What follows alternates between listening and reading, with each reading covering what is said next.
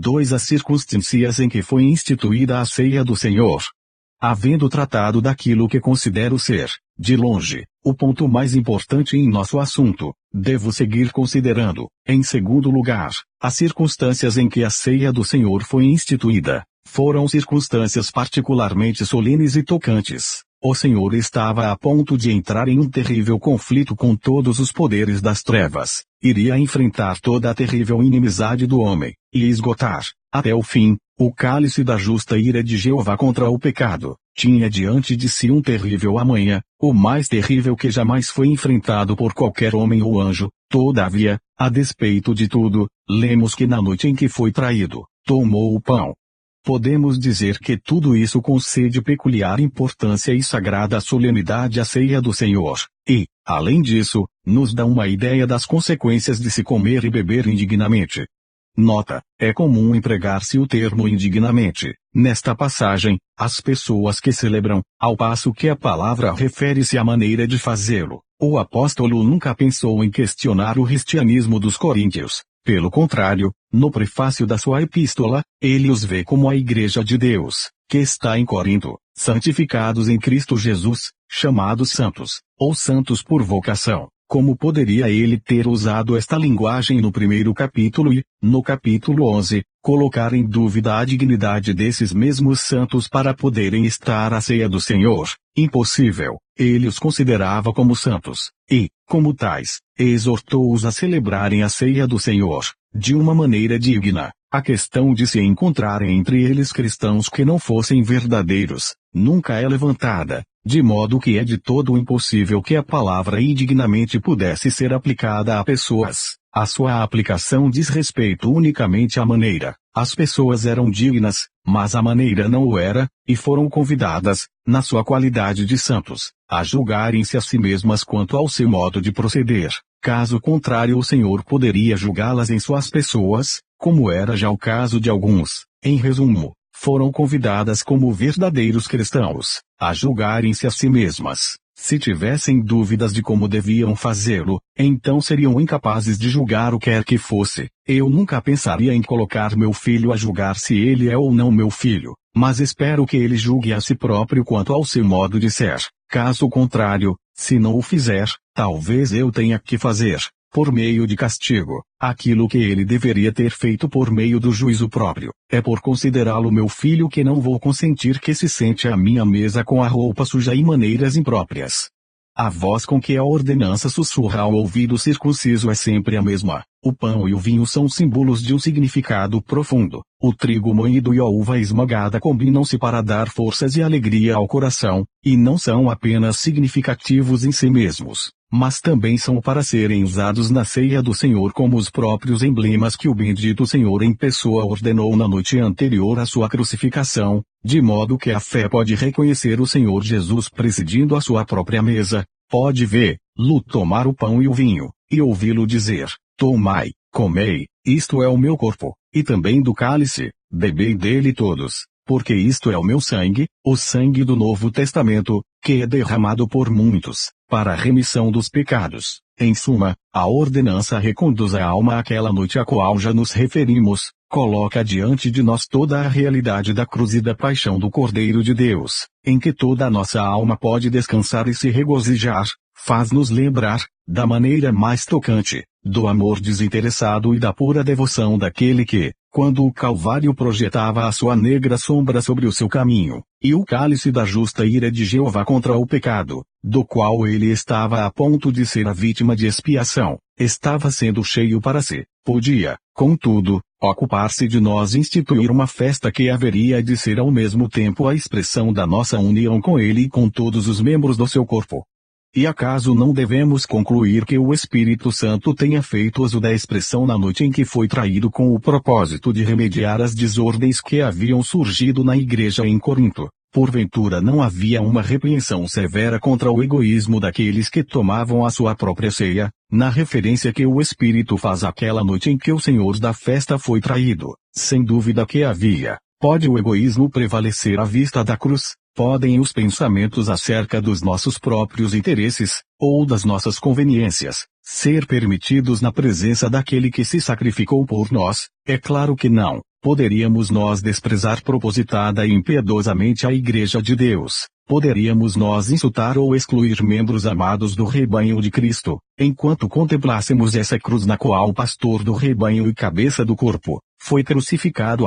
Não, deixe que os crentes tão somente permaneçam perto da cruz, que se lembrem dessa noite em que foi traído, que tenham em mente o corpo oferecido e o sangue derramado do Senhor Jesus Cristo, e logo haverá um fim a toda heresia, divisão e egoísmo. Nota: ó leitor, há de notar que o texto não toca no assunto da disciplina segundo as Escrituras. Pode haver muitos membros do rebanho de Cristo que não poderiam ser recebidos na Assembleia sobre a terra, por estarem, possivelmente, contaminados por doutrinas falsas ou práticas errôneas. Porém, embora talvez não os possamos receber, não levantamos, de modo nenhum, a questão de estarem inscritos no livro da vida do Cordeiro. Este assunto não é da competência e nem prerrogativa da Igreja de Deus. O Senhor conhece os que são seus, e qualquer que profere o nome de Cristo aparte-se da iniquidade. Se ao menos nos lembrássemos de que o próprio Senhor é quem preside a sua mesa, para dar o pão e o vinho, se pudéssemos ouvi-lo dizer: toma-o, e repartiu entre vós. Existe outro ponto digno de atenção em conexão com as circunstâncias em que foi instituída a ceia do Senhor, a saber, a sua ligação com a Páscoa judaica. Chegou, porém, o dia dos asmos, em que importava sacrificar a Páscoa, e mandou a Pedro e João, dizendo: ide, preparai-nos a Páscoa, para que a comamos. E, chegada a hora, pôs-se à mesa, e com ele os 12 apóstolos, e disse-lhes: desejei muito comer convosco esta Páscoa, antes que padeça, porque vos digo que não a comerei mais até que ela se cumpra no reino de Deus. E tomando o cálice da Páscoa, e havendo dado graças, disse: toma-o, e repartiu entre vós, porque vos digo que já não beberei do fruto da vide, até que venha o reino de Deus. A Páscoa era, conforme sabemos, a grande festa de Israel, celebrada pela primeira vez na noite inesquecível da sua feliz libertação da escravidão do Egito. Quanto à sua ligação com a ceia do Senhor,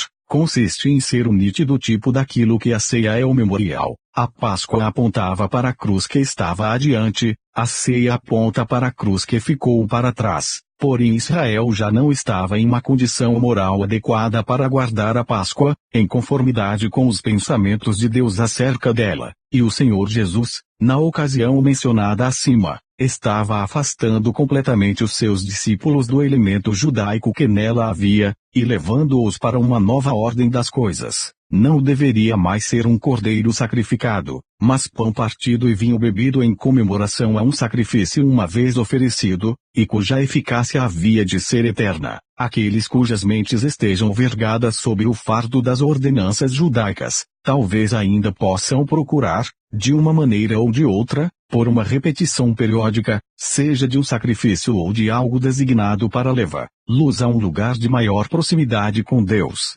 Nota: a Igreja de Roma afastou-se de tal modo da verdade expressada na ceia do Senhor, que diz oferecer, na missa, um sacrifício incruento pelos pecados dos vivos e dos mortos. Ora, somos ensinados, em Hebreus 9, 22, que sem derramamento de sangue não há remissão. Consequentemente, a Igreja de Roma não tem remissão de pecados para os seus membros. Ela os rouba desta preciosa realidade, e em lugar disso lhes dá algo anômalo e totalmente fora das Escrituras, denominado sacrifício incruento ou missa. Isso, que em conformidade com sua própria prática e com o testemunho de Hebreus 9, 22 nunca pode tirar pecado, ela oferece dia após dia, semana após semana, ano após ano. Um sacrifício sem sangue deve ser, se é verdade o que está nas Escrituras, um sacrifício sem remissão. Portanto, e por conseguinte, o sacrifício da missa é uma absoluta cegueira criada pelo diabo, por intermédio de sua representação em Roma, para esconder da vista do pecador o glorioso sacrifício de Cristo oferecido uma vez, para nunca mais ser repetido. Havendo Cristo ressuscitado dos mortos, já não morre, a morte não mais terá domínio sobre ele. Quão completamente diferente é a preciosa e tão revigorante instituição da ceia do Senhor, como nos é apresentada no Novo Testamento. Ali encontramos o pão partido, e o vinho despejado, os significativos símbolos de um corpo oferecido e de sangue derramado. O vinho não está no pão porque o sangue não está no corpo. pois se assim fosse não haveria remissão. Em poucas palavras, a ceia do Senhor é o memorial singular de um sacrifício eternamente consumado, e por isso mesmo ninguém pode participar dela, com inteligência e graça, senão aqueles que conhecem a plena remissão dos pecados. Não é que nós, de modo algum, façamos do conhecimento um termo de comunhão, pois muitos filhos de Deus, devido ao ensino errôneo e por muitas outras razões, não conhecem a perfeita remissão de pecados, e se fossem excluídos com base nesse fato, seria fazer do conhecimento um termo de comunhão, em vez de vida e obediência. Contudo, se eu não souber, por experiência própria, que a redenção é um fato consumado, verei muito pouco significado nos símbolos do pão e do vinho, e, além disso, corro, então, grande perigo de ligar uma espécie de eficácia aos símbolos memoriais, eficácia esta que pertence somente à grande realidade que eles simbolizam. Há alguns que pensam que na ceia do Senhor a alma faz, ou renova, um concerto com Deus, desconhecendo que se tivéssemos que fazer um pacto com Deus estaríamos inevitavelmente arruinados, visto que o único resultado possível de um pacto entre Deus e o homem seria o rompimento do pacto por uma das partes, no caso o homem, e o consequente juízo. Graças a Deus que não existe nada que se pareça com um pacto entre Deus e nós. O pão e o vinho, na ceia, falam de uma verdade profunda e extraordinária, fala do corpo oferecido e do sangue derramado do Cordeiro de Deus, o Cordeiro provido pelo próprio Deus, a que a alma pode descansar perfeitamente satisfeita. Trata-se do Novo Testamento no sangue de Cristo, e não de um pacto entre Deus e o homem. O concerto do homem falhou de forma notória, e o Senhor Jesus teve que deixar passar de si o cálice do fruto da vide, símbolo de gozo na terra. O mundo não tinha para ele nenhuma alegria, Israel havia se tornado uma planta degenerada, de vide estranha como resultado da comunhão com aquele cujo sangue purifica de todo o pecado. Contudo, o fato da ceia do Senhor ter sido instituída imediatamente após a Páscoa, nos ensina um muito valioso princípio de verdade, a saber, que os destinos da Igreja e de Israel estão inseparavelmente ligados com a cruz do Senhor Jesus Cristo. É verdade que a Igreja tem um lugar mais elevado, identificada, até, com sua cabeça ressuscitada e glorificada. Todavia, tudo se baseia na cruz. Sim, foi na cruz que o puro feixe de trigo foi moído e o suco da videira viva espremido pela mão do próprio Jeová, para conceder força e alegria aos corações do seu povo celestial e terrenal, para todo o sempre. O príncipe da vida tomou da justa mão de Jeová o cálice da ira, cálice de horror, e bebeu até o fim, a fim de poder colocar nas mãos do seu povo o cálice da salvação, cálice do amor inefável de Deus, para que eles pudessem beber dele e esquecer a sua pobreza, e da sua miséria não se lembrarem mais. A ceia do Senhor expressa tudo isso. Ali o Senhor preside, ali os redimidos deveriam se reunir em santa comunhão e amor fraternal, para comer e beber na presença do Senhor, e enquanto fazem isto, podem olhar para trás, para a noite de profunda angústia do seu Senhor, e olhar para diante, para o seu dia de glória, essa manhã sem nuvens.